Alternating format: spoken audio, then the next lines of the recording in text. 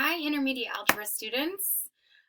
We're in week 8 this week, and we're going to start a new unit and a new topic. It's related to the topic we had last week and the week before, which was multiplying polynomials. And now we're going to be factoring polynomials, which is basically going backwards, doing the opposite of what we were doing in the last couple weeks. Got a lot of examples, so I'm going to jump right into it here. So what you need to know is this question is saying, identify the greatest common factor between the following sets of terms. Greatest common factor is the biggest number that can divide a group of numbers. So there's a few different ways to think about this. Some of us were really good with our multiplication tables, and so we can just look at that and say 20 is divisible by 5, 25 is divisible by 5, so 5 is the greatest common factor.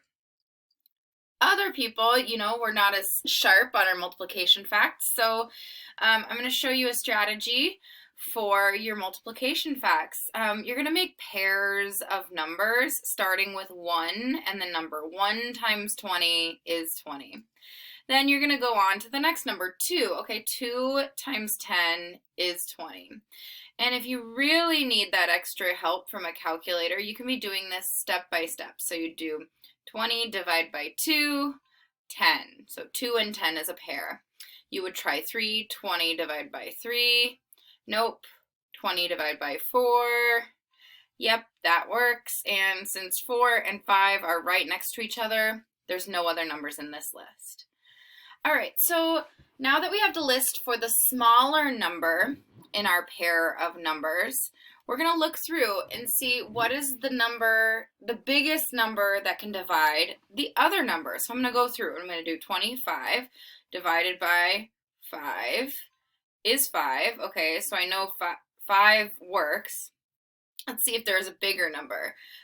25 divided by 10. Nope. 25 divided by 20. Nope. So 5 is the biggest number, so 5 is the GCF, the greatest common factor. All right, when we're looking at x's and we're trying to figure out the greatest common factor in a group of x's, we always just look for the smaller exponent. So the smaller exponent is the greatest common factor. So that's pretty easy if you just want to always say, okay, smallest exponent, that's the GCF. Or, if we want to understand it a little better, we can write it out. 1, 2, 3, 4, 5, 6, 7, 8. That's 8 to the x to the 8. 1, 2, 3, 4, 5, 6. That's x to the 6th. And then 1, 2, 3, 4, 5. That's x to the 5th. So when we deal with exponents, we know that actually there's just multiplication happening over and over again. And so the smallest number, the biggest number you could possibly have, the biggest number of x's that all the different GCF or all the different terms share is 5. So you're looking for the biggest number that they could all possibly share. So it's always going to be controlled by the smallest exponent. Again, if that's too much for you, just remember that the smallest exponent is always the one with the GCF. Okay, finally, last one of these examples, we're going to have to do both of the things that we just did. So we're going to look at 12. 12, remember you always look for the smallest number here, 1 and 12, and then we go through. You could do this using your calculator. Showed you on the last example how to do that. And then we're looking for the smallest exponent, which also happens to be on this term. So we're going to write the x to the 3rd down, and then we need to figure out what number is the biggest number that can divide both 30 and 24. So let's try 24 divided by 12. Okay, 24 can be divided by 12. 30 divided by 12. Nope, that doesn't work. Let's try 6. 24 divided by 6. Yep, that works. 30 divided by 6. Yep, that works. Okay, so 6 is the biggest number that divides all 3 of those terms, and so you would just put that number in front of the x's. So you do the big numbers and the little numbers separate, but you need to put your answer together at the end. All right, go ahead and try to find the GCFs for numbers 1, 2, and 3. All right, I hope you're feeling successful after those first 3 examples. Let's get into the next level.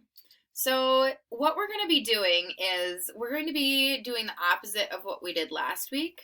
So last week we started off, we had a number in front of the parentheses, and we had terms separated by pluses and minuses, and then we distributed to get an answer. Well, we're going to be doing that same thing, except for we're given the answer, and I have to find what is the number that goes here so that if I distributed, I'd get that answer back. There's more than one way to do this, but the way I think we should start is we're going to find the GCF of all 3 terms, and we're going to put it right here because we're dividing it out, and then if we were going to find the answer, we would multiply it back in. All right, so let's organize ourselves here. The smallest number is 5, so we're going to take 5, and we're going to make that list of all the factors of 5. Well, this one's pretty easy. It's just 1 and 5. And so since all numbers can be divided by 1, we know the GCF is going to be a 5. Also, you could go through and check. 10 divided by 5, 2. 30 divided by 5, 6. Then we're going to look for the smallest exponent. Now this is kind of strange because there's an x squared here, an x here that has a secret 1. But there's actually no x's, and so the smallest number of x's are 0. So we're not going to put any x's with the 5, only the 5 goes here. Then we need to go through and we're going to divide by that number every single time. So what's 10 divided by 5? 2. And then the x squared, so we didn't have any x's in our GCF. So negative 5 divided by 5, that's negative 1. And then the x's didn't go anywhere because we're only divided by a big number. And then finally, 30 divided by 5 is 6. And there's no x's in there at all, so I don't have to worry about any x's. Okay, so that is your final answer. This answer right here is your final answer. However, I want us to check our answer to make sure that we got it right. So we're going to distribute 10x squared, negative 5x, and positive 30. Another thing, when you're putting your answers into Schoology, make sure that you are, sorry, I didn't say it. That is the same as what we started with, so we know we're correct. Also, when you're putting your answers in Schoology, you might need to put a negative 1 here, or you might want to write it without the negative 1 here. So keep your eyes peeled for that one. Let's try another one. So I'm going to take this one a little bit slower with the setup. So we always put the GCF in front.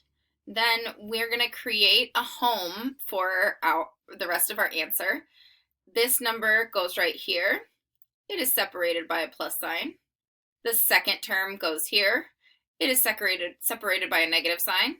And then this number, this number has a little home made for it here. And this is just a way to help us not make mistakes with negatives and make sure we write our answer correctly. The smallest number is 16.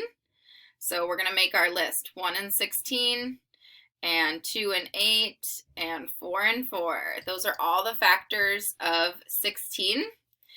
Now we need to look through and figure out which is the biggest number that will divide 22 and negative 20. Again, you can go through and use your calculator if you would like, but I can tell that it's going to be 2 because of that 22 right there. Then we need to look through all of the x's. Well, there's, again, no x's on this last term, so we're not going to put any x's in the GCF. We're just going to divide everything by 2. So 22 divided by 2, 11. And then we still have those x squareds. 16 divided by 2, 8. And we still have that x there. And then 20 divided by 2 is 10. And we're done with that. So go ahead and give question 4 and 5 a shot, and I will give you the password when you come back as well. Welcome back again. I hope you're feeling successful after those couple of examples. Our password is registration, all capital letters. So make sure you put your cap lock on when you're typing that out. Registration is this week, and that's where you sign up for your classes for next year. So make sure you take the time and do your registration for your classes. If you need help with that, talk to your advisor. Okay, so 2 more examples. This is pretty much the exact same as the last examples we did, except for we're going to have to deal with more x's. So let's get to it. Again, we're going to set it up where we have the GCF in front, and then we have 3 parts here, 3 parts of our polynomial, and then we're going to add the plus signs in between because that's what it looks like in the beginning. All right, and so now we need to actually find the GCF. Looking at the smallest number, smallest big number, right? The 18 is a big number, but it's the smallest. And we're going to go through all the possible numbers that could divide 18. Again, feel free to use your calculator for this if you need to. Then we're going to see which one of those numbers can divide 24 and 30. And, we could go through and try every single one, but I can tell you that the answer is 6. All right, so now every single term has a x and an exponent. So all we need to do is just look for the smallest exponent. You can see pretty clearly the smallest exponent is x squared. All right. Now we're going to divide. So we need to divide everything by 6x squared. So when we have 18 divided by 6, we get 3. And then when you divide x's with exponents, you just minus the exponents. So you would get x to the 4th.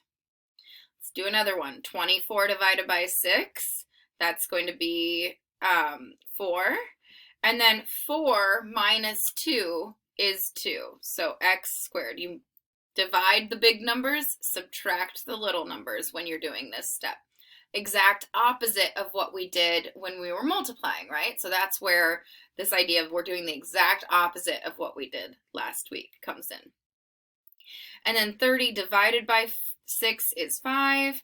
And since you have 2 x's on top and 2 x's on the bottom, that creates a 1. And so, poof, they're gone, and it's just 5. 2 minus 2 is 0, so no x's left in that last term.